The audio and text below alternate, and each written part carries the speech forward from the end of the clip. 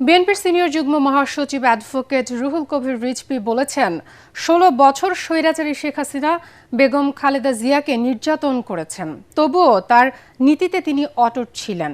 এই নীতি এবং আদর্শ নিয়েই চলছেন তারেক রহমান। মানব কল্যাণের ব্রত নিয়ে বিএনপি রাজনীতি করে।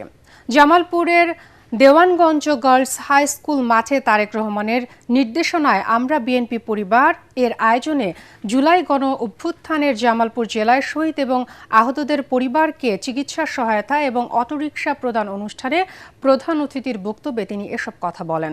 এ সময় ভার্চুয়ালি বক্তব্য রাখেন বিএনপির যুগ্ম মহাসচিব শহীদ উদ্দিন চৌধুরী অ্যানি, বিএনপির কোষাধ্যক্ষ এবং আমরা বিএনপি পরিবারের উপদেষ্টা এম রশিদুজ্জামান মিল্লাত। পরে একই স্থানে দেওয়ানগঞ্জ এবং বকশীগঞ্জ উপজেলা বিএনপির কর্মী সভা অনুষ্ঠিত হয়।